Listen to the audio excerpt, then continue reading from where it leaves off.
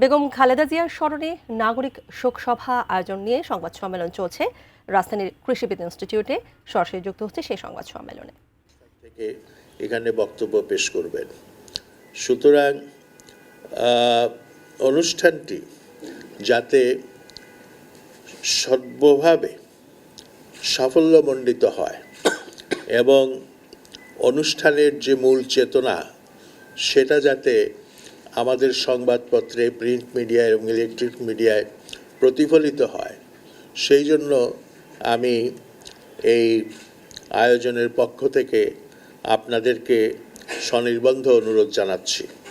আশা করি আপনাদের সহযোগিতায়, আপনাদের সহমর্মিতায়, আপনাদের সবান্ধব সক্রিয় উদ্যোগের ফলে আমাদের এই আয়োজন সার্থক হবে এবং সঙ্গে সঙ্গে আমরা খালেদা জিয়ার বিদেহী আত্মার প্রতি যথার্থ সম্মান প্রদর্শন করতে পারব এবং তার আত্মার মাগফিরাতও কামনা করতে পারব।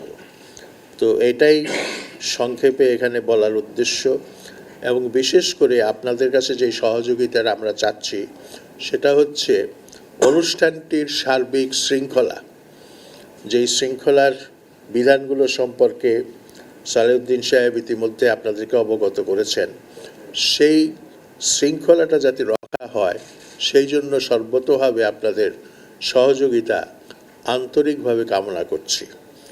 এবং আমার কথা শেষ করার আগে যে কথাটা বলবো সেটা হচ্ছে আমার পুরনো একটা স্মৃতি কথা বলবো 2 লাইনে।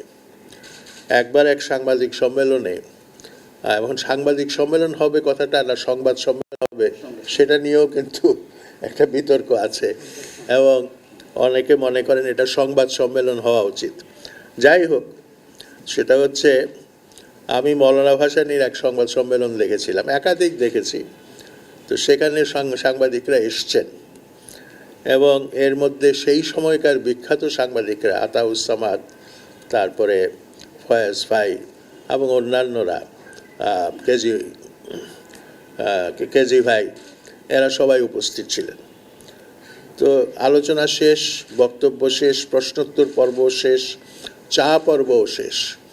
তারপরেও মৌলানা সাহেব কথা বলে যাচ্ছেন, সাংবাদিকরা ধৈর্য ধরে শুনছেন। এই শুনতে শুনতে রাত প্রায় 8টা বেজে গেল। তো আপনারা জানেন যে সেই সময় রিপোর্ট ফাইল করার জন্য একটা সুনির্দিষ্ট সময় ছিল, কারণ তখন প্রযুক্তি এত এখনকার মতো উন্নত ছিল না। কিন্তু তারা উসখুস করছিলেন, কিন্তু মৌলানা সাহেবকে বলতে পারছিলেন না যে আমরা এখন যাই, আমরা বিদায় চাই। তারপরে একজন সাহস করে উঠে বলল, হুজুর আমরা তো একটু যেতে হবে, এটা তো খবরটা তো ছাপাতে হবে, সে ব্যবস্থা করতে হবে, তো আমাদেরকে একটু বিদায় দেন। তো মৌলানা সাহেব বললেন, ফার্সি একটা বয়াত উচ্চারণ করে বললেন, আমার প্রিয় মানুষ যারা, তাদেরকে তো আমি বিদায় দিতে পারি না।